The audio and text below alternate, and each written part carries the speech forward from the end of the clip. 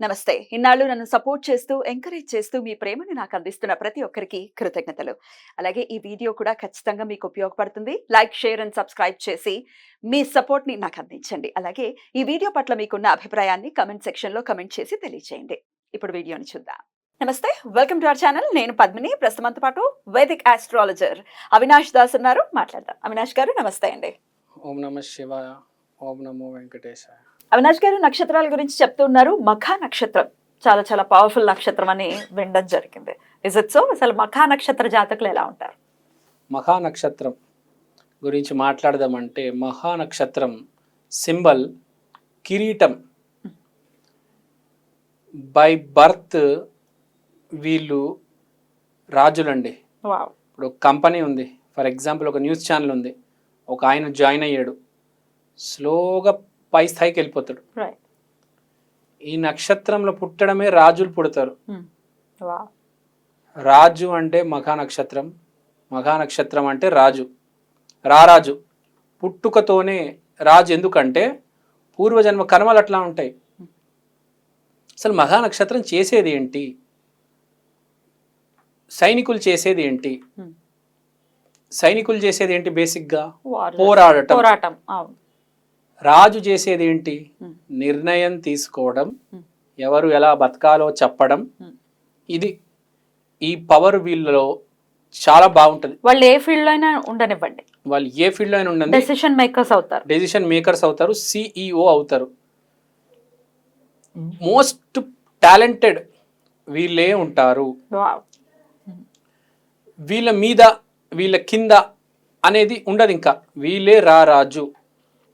ఇప్పుడు వీళ్ళు ఏంటంటే ఒక అబ్బాయి పుట్టిన తర్వాత ఒక రాజు కుటుంబంలో 21, 22 వయస్సు లేకపోతే 25 ఏళ్ళు వయసు వచ్చినాక వాడికి యువరాజుని చేస్తారు.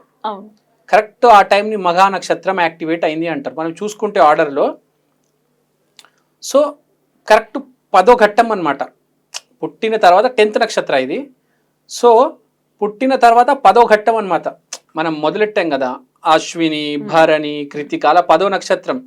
రోహిణి అంటే పిల్లోడు పుట్టాడు, అట్లా అట్లా అట్లా అట్లా వచ్చి 10వ నక్షత్రం కరెక్ట్ మహాగా ఆ పిల్లవాడిని సింహాసనం ఎక్కించి కిరీటం పెట్టడం. ఈ నక్షత్రం కూడా ఎక్కడుంది? సింహరాశిలో ఉంది. సింహాసనం మీద కూర్చోపెట్టడం.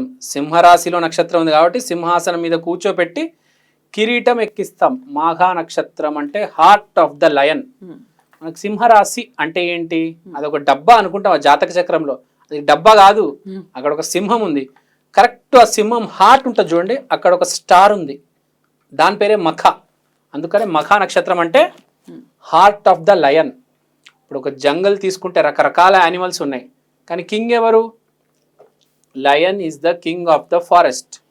సో దీని రిప్రజెంటేషన్ లయన్.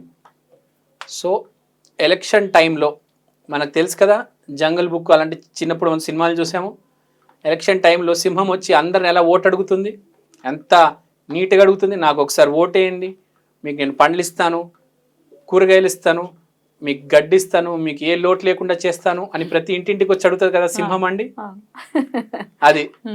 సో ఏ టైంలో ఎట్లా మాట్లాడాలి ఒక సింహానికే తెలుసు, ఒక పొలిటీషియన్కే తెలుసు. ఇప్పుడు మన తెలంగాణ సింహం రేవంత్ రెడ్డి గారు. సో అతనికి ఎక్కడో అక్కడ మాఘా నక్షత్రం ఇంపాక్ట్ ఉంటుంది, లేకపోతే అతను ఆ సింహాసనం ఎక్కలేరు. ఎవరైనా మాఘా నక్షత్రం ఇంపాక్ట్ ఉంటేనే సింహాసనం ఎక్కగలుగుతారు. మాఘా నక్షత్రంలో పుట్టిన గొప్ప వీరులు ఎవరంటే ఒకడు భీముడు, ఇంకోడు కర్ణుడు. కర్ణుడు కూడా మఖా నక్షత్రం. నెగిటివ్ అయితే కర్ణుడు సైడ్ వెళ్ళిపోతుంది, పాజిటివ్ అయితే భీముడు సైడ్ వెళ్ళిపోతుంది. కానీ ఎవ్వడు తక్కువ వాడు కాదు. కర్ణుడు ఎంత గొప్పవాడు, భీముడు కూడా అంతే గొప్పవాడు. మనం మైండ్ మనం పాజిటివ్ ఉంటే భీముడు వైపు తీసుకెళ్తుంది, మనం వైపు నెగిటివ్ వైపు ఉంటే కర్ణుడు వైపు తీసుకెళ్తుంది. నువ్వు కర్ణుడు అయ్యావా పై స్థాయికి వెళ్తావు, మళ్ళీ మొత్తం కింద పడిపోతావు, కంపెనీ నుంచి నేను తీసేస్తారు. అదే భీముడుగా ఉన్నావా అదే స్థాయిలో జీవితాంతం ఉంటావు. ఏ కంపెనీకి వెళ్ళినా నువ్వే పై స్థాయికి వెళ్తావు. చాలామంది MBA చేస్తారు, కానీ కొంతమంది మాత్రమే CEOలు అవుతారు. వాళ్ళు మాఘ నక్షత్రం వాళ్ళు. కంపెనీ గురించి ఆలోచించగలుగుతారు, మనిషి గురించి ఆలోచించగలుగుతారు. నాకేంటి అని అనుకోరు, సెల్ఫిష్ గా ఉండరు, సెల్ఫిష్గా ఉంటారు, ఏదైనా కంపెనీ కోసమే. అసలు ఎట్లాంటి ఫీల్డ్స్ బాగా సూట్ అవుతాయి వీళ్ళకి? వీళ్ళు ఏ ఫీల్డ్ అయినా సూట్ అవుతారండి. వీళ్ళు సెల్ఫిష్ కాదు, వీళ్ళు వాళ్ళు పనిచేసే దగ్గర అక్కడ ఉండే మనుషుల కోసం పనిచేస్తారు, వాళ్ళ కోసం వాళ్ళు ఎప్పుడు పని చేయరు. ఇప్పుడు ఫర్ ఒక మనిషి కోసం చేస్తారు, డబ్బు గురించి ఆలోచించరు. ఇప్పుడు ఫర్ ఎగ్జాంపుల్ ఒక షూటింగ్ జరుగుతుంది, ఒక ఆర్టిస్ట్ ఉన్నారు, ఏదో చిన్న తప్పు చేశారు, పోనీలే 5,000 3,000 అయిందా ఇచ్చేవాడికి.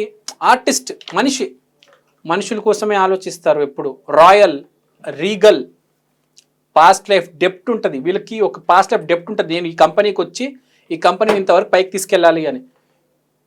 ఇప్పుడు మా టీవీ కావచ్చు, ఈటీవీ కావచ్చు, TV9 కావచ్చు, రెడ్ టీవీ కావచ్చు, ఏ కంపెనీలైనా ఒక అధికారి ఒక మంచి స్థాయిలో ఒక CEO పొజిషన్లో పెడతారు. ఎందుకంటే ఆ కంపెనీని పైకి తీసుకెళ్ళాలి. మనం చూస్తూ ఉంటాము, చాలా ఛానల్స్ పైకి వస్తే ఒక మెట్టు మెట్టు మెట్టు ఎదిగాయి, ఒక్కొక్క ఛానల్స్ ఎలా పైకి వచ్చి మనం చూసాము. ఆ పొజిషన్లో ఆ పర్సన్కి కర్మ ఉంటుంది పూర్వజన్మ నుంచి. వీడు ఎక్కడి నుంచో వచ్చి ఇక్కడ కూర్చొని ఆ కంపెనీని అప్లిఫ్ట్ చేస్తాడు. వాడే అప్లిఫ్ట్, వాడు తీసుకున్న నిర్ణయాలే. వాడు ప్రోగ్రామ్ ఓకే చేస్తే, వాడు ఎడిటింగ్ ఓకే చేస్తేనే ఆ ప్రోగ్రామ్ లైవ్ వెళ్తుంది, లేకపోతే వెళ్ళదు. అది అందరికీ సరిపోదు, అది ఆ టాలెంట్ అందరికీ ఉండదు, మాఘా నక్షత్రానికి మాత్రమే ఉంటుంది. సో డెసిషన్ మేకర్స్ లాగా ఉన్నారు కాబట్టి వీళ్ళు ఒక ఫ్యామిలీకి కావచ్చు, వీళ్ళు ఒక కంపెనీకి కావచ్చు, ఒక క్రికెట్ టీం కావచ్చు. ఇప్పుడు మన సింహాసనం, మనం సినిమా ఇండస్ట్రీలో రారాజు ఎవరు? చిరంజీవి గారు. ఆ సింహాసనం మీద ఉంది చిరంజీవి గారు. ఏదేమైనా వాళ్ళ చిరంజీవి గారు సింహాసనం మీద ఉన్నారు. మఘా నక్షత్రం, ఆయన మఖా నక్షత్రం, ఆయనకు పని చేస్తుంది మఘా నక్షత్రం, ఇంపాక్ట్ పని చేస్తుంది. ఆయన మఘా నక్షత్రం, ఆయనకి ఇప్పుడు మఘా నక్షత్రం ఇంపాక్ట్ చేస్తుంది కాబట్టి అతనికి ఆ పదవిలో పెట్టారు. బట్ కేతు నక్షత్రం కాబట్టి, కేతు అంటేనే మనకు తెలుసు ఏది ఉంటే అది విచ్ఛిన్నం అవుతూ ఉంటుంది, డిస్ట్రాక్షన్స్ ఉంటాయి. కేతు అంటే పూర్వజన్మ కర్మలు. చిరంజీవి గారికి పూర్వజన్మ కర్మ ఉంది. ఎక్కడో ఉండాల్సిన అతను ఎక్కడైనా ఉండొచ్చు, కానీ ఏ దేశంలో అయినా ఉండొచ్చు, కానీ ఈ దేశంలో ఇక్కడ తెలుగు వాళ్ళ కోసం వచ్చి ఇండస్ట్రీని, అతను ఏ దేశంలో, ఆఫ్రికా, యూరోప్ ఎక్కడైనా రావచ్చు, రావడం, తెలుగు నేలల మీద పుట్టడము, మన వాళ్ళని ఎంటర్టైన్ చేయడం, వాళ్ళ కోసం పని చేయడము, ఇండస్ట్రీని ఇంత పైకి తీసుకురావడం. ఇవాళ ఇండస్ట్రీ ఇంత బాగుందంటే దానికి రీజన్ చిరంజీవి గారు చాలా వరకు. సో ఆ స్థాయి సింహాసనం మీద మనం చిరంజీవిని కూర్చోపెట్టాం. మనం నక్షత్రం అలా సింహాసనం మీద కూర్చోబెట్టే పరిస్థితి ఉంటుంది. అయితే ప్రతి ఒక్కరి జీవితంలో, ఇప్పుడు నాది కృతిక, మరి మఖా మన మీద ఇంపాక్ట్ ఎలా చూపిస్తుంది? మీకు ఎప్పుడైతే మఘా నక్షత్రం యాక్టివేట్ అవుతుందో, నక్షత్రాలు కూడా యాక్టివేట్ అవుతుంది, నక్షత్రాలు కూడా మనిషి మీద యాక్టివేట్ అవుతుంది. నక్షత్రం యాక్టివేట్ అయినప్పుడు మీకు ఆ పదవి వస్తుంది. ఇప్పుడు మీ నక్షత్రాలు మఘా నక్షత్ర పవర్ఫుల్ ఉంటే, మీ లగ్న జాతకంలో మఘా నక్షత్రం కాదు, మీ నవాంశంలో ద్వాదశాంశంలో కూడా మఘా నక్షత్రం స్ట్రాంగ్ గా ఉంటే, అది గనక యాక్టివేట్ అవుతే మీకు ఆ పదవి వస్తుంది. మీరు చూడండి, సడన్ గా కొంతమంది, ఇప్పుడు రేవంత్ రెడ్డి వస్తారని ఎవ్వరు అనుకోలేదు, కానీ అతను వచ్చారు. సో ఎక్కడో అక్కడ మఘా నక్షత్రం ఇంపాక్ట్ ఉంటుంది. రైట్. ఒకవేళ నెగటివ్స్ ఉన్నాయండి, మరి పాజిటివ్ గా మారాలి మా జీవితం అంటే ఎట్లాంటి రెమెడీస్ చేసుకోవాలి? ఇప్పుడు పాజిటివ్ గా మారాలి అంటే నేను ఒకటే చెప్తానండి. ఇప్పుడు కర్ణుడు మనం చూసాము, ఏమయ్యాడు? ఇప్పుడు కర్ణుడు తక్కువవాడు ఏం కాదు. కర్ణుడు వల్లనే మహాభారత యుద్ధం చెయ్యాలి అన్న థాట్ దుర్యోధనుడికి వచ్చిందంటే అది కర్ణుడు వల్లే వచ్చింది. కర్ణుడు అండ్ భీష్ముడు వీళ్ళిద్దరు పవర్ ని చూసుకునే వెళ్ళాడు. రైట్. భీష్ముడు పెద్ద అయినా కర్ణుడు బాగా టాలెంటెడ్. వీళ్ళు కూడా యుద్ధంకి వెళ్లే ముందు ఒకసారి ఆలోచన చేయాలండి. విభీషణుడు ఉన్నాడు, ఇటు వచ్చేసాడు, రావణాసుడిని వదిలేసి రాముడి సైడ్ వచ్చేసాడు. ఏమైంది? పాజిటివ్ సైడ్ వచ్చాడు, బాగున్నాడు, లంకకి రాజు అయ్యాడు. కర్ణుడు ఏం చేశాడు? అధర్మాన్ని పట్టుకున్నాడు. చివరికి ఏ గతి ఏమైంది చూసాము. అతను తిరిగినటువంటి చేసినటువంటి సాంగత్యం దుష్ట సాంగత్యం, ఆబ్వియస్ గా ఏమైపోయింది, పతనం అయిపోయాడు. కానీ ఎంత టాలెంట్ ఉందంటే అతనికి, రథం మీద కృష్ణుడు ఉన్నాడు, పైన హనుమంతుడు ఉన్నాడు, కింద అర్జునుడు ఉన్నాడు, బాణం వేస్తే రథం కదిలింది. అంత టాలెంట్ ఉంది మనిషికి. కానీ ఏమైంది మీరు చూడండి, పతనానికి పోయాడా లేదా?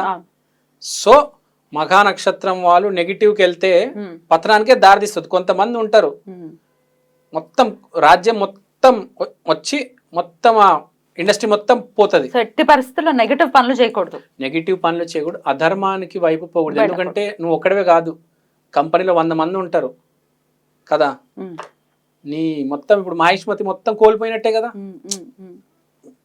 ఇప్పుడు రానాకి ఏమవుతుంది, చివరికి మహేష్మతి కోల్పోతాడు కదా. ధర్మం పాటించుంటే అది వేరే రకంగా ఉండేది. సో ఇక్కడ పాయింట్ ఏంటంటే మఘా నక్షత్రం వాళ్ళు ఎప్పుడు నెగిటివ్ చేయకూడదు, పాజిటివ్ వైపు ఉండాలి. దీనికి రెమెడీస్ ఏం లేదండి, చాలా సింపుల్ రెమెడీ ఏంటంటే మఘా నక్షత్ర సింబల్ కిరీటం కాబట్టి మీరు మీ ఇంట్లో కిరీటం పెట్టుకోండి. కిరీటం చాలా ఇంపార్టెంట్. చిన్న కిరీటం బొమ్మ పెట్టుకోవడము, ఒక కిరీటం కొని తెచ్చి పెట్టుకోవడము. అది కాకుండా మఘా నక్షత్రం వాళ్ళకి ఫస్ట్ నుంచే తెలుస్తుంది, ఒక 10-15 మంది ఫ్రెండ్స్ ఉన్నా వాళ్ళందరినీ కంట్రోల్ చేసి డామినేట్ చేసి కొంచెం పై స్థాయిలో ఎప్పుడు ఒక లీడర్ లాగా ఉండేది మఘా నక్షత్రం. వాడు ముందు నుంచే తెలుసు వాడు లీడర్ అని, వాడు ఒక కింగ్ అవుతాడని. ఏ ఫీల్డ్కి వెళ్ళినా ఇప్పుడు కెమెరామ్యాన్లు చోటాకే నాయుడు గారు, సినిమా ఇండస్ట్రీలో చిరంజీవి గారు, అక్కడ మోడీ గారు, ఇక్కడ రేవంత్ రెడ్డి గారు, వాళ్ళకి ముందే తెలుస్తుంది. వాళ్ళు ఏంటంటే కొంచెం హుందాగా ఉండాలి ఎప్పుడైనా. ఇప్పుడు వైట్ షర్ట్ వేసుకున్నా కూడా దానికి మంచి గంజి పట్టిన ఇస్త్రీ వేసి కొంచెం హుందాగా ఉండాలి అనమాట. ఎప్పుడు పిచ్చోళ్ళలాగా ఉండకూడదు. అలాంటి వాళ్ళకి బాగా నచ్చదు. చాలా రాయల్ గా ఉండాలి, రాయల్ కలర్స్ వేయాలి, దాని యాక్టివేషన్ ఎక్కువ ఉంటది. ఏదైనా బండి కూడా రాయల్ బండి కొనాలి. పిచ్చి పిచ్చి బండ్లు కొనకూడదు. పిచ్చి పిచ్చి colour, royal colour, white colour, అట్లాంటి బ్లాక్ కలర్స్ అంటే రాయల్ కలర్స్ కొనాలి. రైట్ అండి, చాలా బ్యూటిఫుల్ గా ఎక్స్ప్లెయిన్ చేశారు. Thank you so very much. నమస్తే.